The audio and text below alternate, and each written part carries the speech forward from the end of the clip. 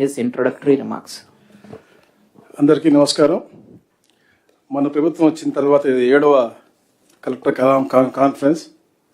ఇది ముఖ్యంగా ఏదైతే గత ఆర్థిక సంవత్సరం పూరించిన తర్వాత మన జరిగినటువంటి పురోగతి గురించి మాట్లాడుకోవడం కోసం, మన రాబోయే రోజుల్లో చేయవలసిన కార్యాచరణ కోసం దిశాన్ని తీసుకోవడం కోసం ఏర్పాటు చేసినటువంటి కాన్ఫరెన్స్.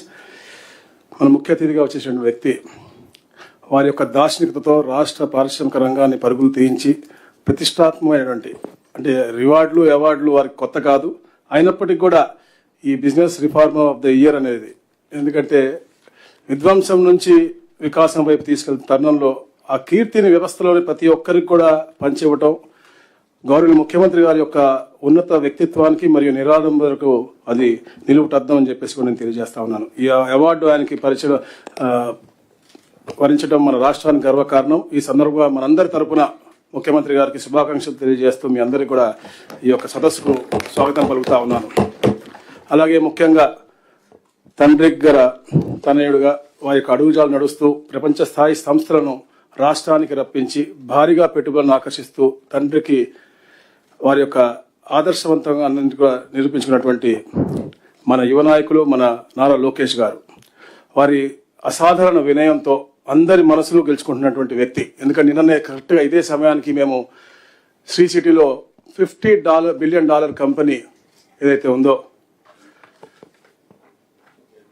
క్యారియర్, వారి CEO డేవ్ వచ్చారు. వారు కేవలం ఒక గ్రౌండ్ బ్రేకింగ్ కోసం వచ్చారు. కానీ ఏదైతే లోకేష్ గారు అప్రోచ్, వారు కాన్ఫిడెంట్గా ఈ స్టేట్ గురించి చెప్పినటువంటి విషయాలు వారు గమనించి తప్పకుండా నెక్స్ట్ ఇన్వెస్ట్మెంట్ కూడా పెద్ద ఎత్తున మేము ఇక్కడే పెట్టబోతున్నామని చెప్పిన హామీ ఇచ్చారు. అంటే అది మన పరిపాలన యొక్క, ఇది మన నాయకుల యొక్క చిత్తశుద్ధం తెలియజేస్తా ఉన్నాను. అలాగే ముఖ్యంగా పల్లె ప్రగతి కోసం ఏదైతే సారథులుగా ఉన్నటువంటి ఉప ముఖ్యమంత్రి వర్యులు వారు అనారోగ్యంతో రాలేకపోయారు, వారికి కూడా ఇక్కడి నుంచే వారి కృతజ్ఞత తెలియజేస్తా ఉన్నాను.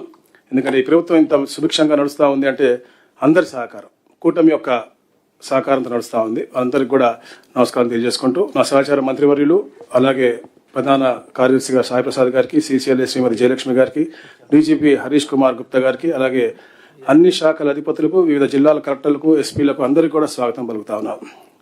మనం దగ్గర 2 సంవత్సరాలు పూర్తవుతా ఉంది.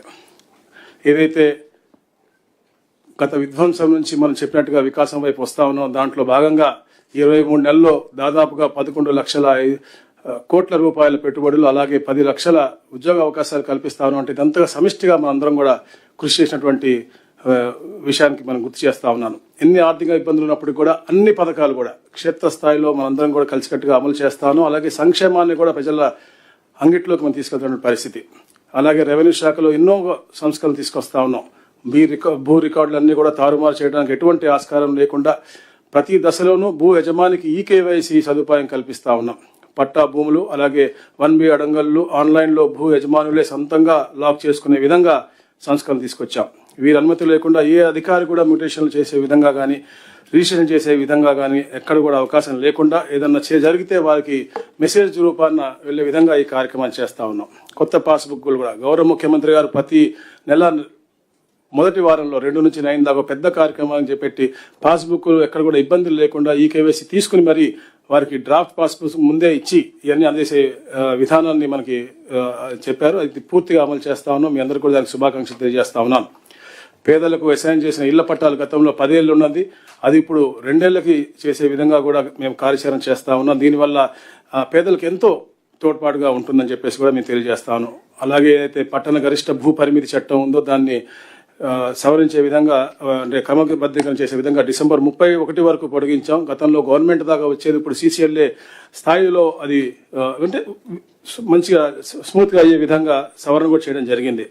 అలాగే ఎన్నో ఏళ్లగా ఈ విలేజ్ సర్వీస్ ఇనాములు ఏదైతే పెద్ద సమస్యగా ఉందో ఈ రాష్ట్రంలో ఎన్నో మన గ్రీవెన్స్లు వస్తూ ఉన్నాయి, అవి కూడా గౌరవ ముఖ్యమంత్రి ఆదేశాలతో 22A నుంచి తొలగిస్తూ మన ఉత్తర్వులు ఇచ్చాము.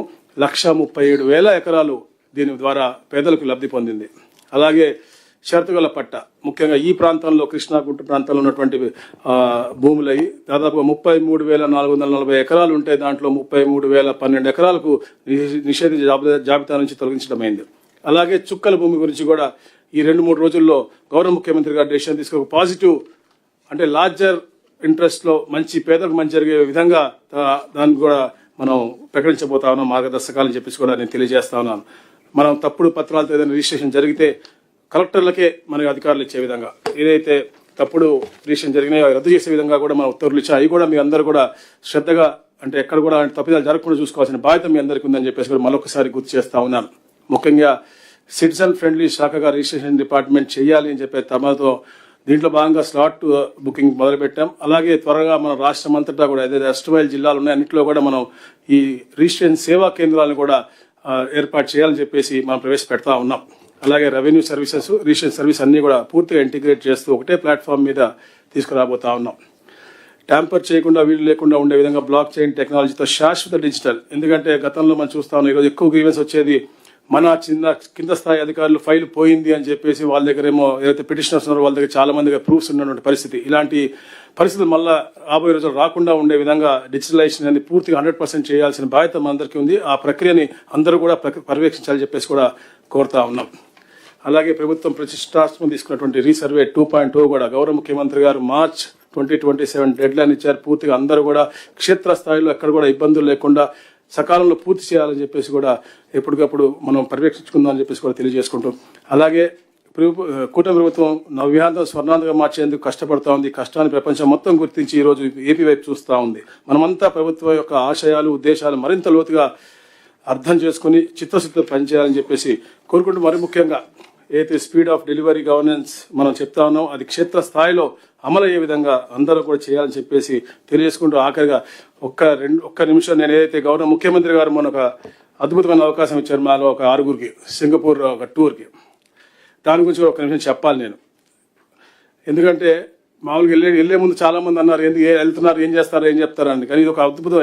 I gone to Singapore n number of times, but ఇంత ఎడ్యుకేటివ్గా ఉంటుందని ఇప్పుడు ఎక్స్పెక్ట్ చేయలేదు. నేను అక్కడికి వెళ్ళి చదివిన 7 రోజుల్లో ఆ స్కూల్లో కూర్చుని అటు కూర్చునేవాడిని, మీతో కూర్చునేవాడిని. అంత ఎగ్జైటింగ్, అంత పాజిటివ్గా జరిగినటువంటి టూర్ అది.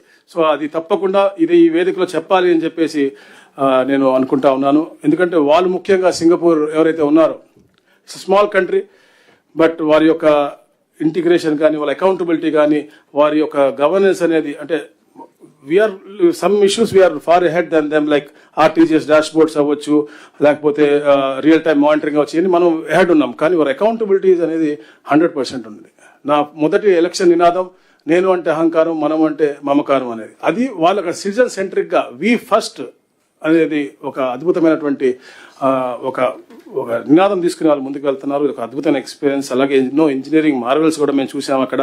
అలాగే స్కేల్ వర్సెస్ ప్రెసిషన్ కూడా చాలా అద్భుతంగా, మనకి 15,000 పైన మనకి గ్రామ సచివాలయాలు ఉన్నాయి. మనం బ్రహ్మాండంగా చేస్తాను. కానీ ప్రెసిషన్ అండ్ ఇంటిగ్రేషన్ వాళ్ళ దగ్గర అద్భుతంగా ఉంది. అలాగే గవర్నెన్స్లో ఇన్నోవేషన్స్ కూడా, సైన్స్ లెడ్ ఇన్నోవేషన్స్ చాలా ఉన్నాయి. లైక్ జెనెటికల్లీ మోడిఫైడ్ మస్కిటోస్ని వాళ్ళు మస్కిటోని ప్రివెంట్ చేయడం కోసం క్రియేట్ చేసి వదిలినటువంటి పరిస్థితి. ఇలాంటి ఇన్నోవేషన్ కూడా మనం చాలా ఎంబెడ్ చేయాల్సిన అవసరం ఉంది. అలాగే speed versus certainty to investors అనమాట. మనం అద్భుతంగా మన పాలసీస్ పెట్టాము, స్పీడ్గా చేస్తాము, ఫాస్టర్ అప్రూవల్స్. నేను చెప్పాను, నేను ఫిబ్రవరిలో మనం క్యారియర్ మనం అగ్రిమెంట్ చేసుకున్నాం. నిన్న ఆపరేషన్ స్టార్ట్ అయినాయి. 14 months from now they start production. అంత స్పీడ్గా చేస్తా ఉన్నాం. కాకపోతే వాళ్ళది సింగపూర్లో చూసింది ఏంటంటే సర్టనిటీ ఉంది, వాళ్ళ భవిష్యత్తు గురించి ఒక నమ్మకం ఉంది. ఆ నమ్మకాన్ని మనం ఇంకా పూర్తిగా కలిగిస్తా ఉన్నాం, ఇంకా పూర్తిగా కలిగించాల్సిన అవసరం. అలాగే యూనిఫైడ్ ప్రాసెస్ ఉంది. అలాగే మొత్తంగా ముఖ్యంగా ఏంటంటే గవర్నెన్స్లో వాళ్ళకు ఒక అందరూ కూడా ఒక టీం వర్క్ అలాగే పనిచేస్తా ఉన్నారు. ఎక్కడ కూడా డిపార్ట్మెంట్గా సెగ్రిగేషన్ లేదు, టీం వర్క్గా చేస్తున్నాం. ఆ టీం వర్క్గా మనం కూడా తప్పకుండా ఇది కూటమి ప్రభుత్వం, కూటమి టీం చంద్రబాబు అద్భుతంగా ఈ రాష్ట్రాన్ని ముందుకు తీసుకెళ్దాం అని చెప్పేసి మనస్ఫూర్తిగా మీ అందరూ కోరుకుంటూ స్వాగతం పలుతా ఉన్నా. Sorry, thank you.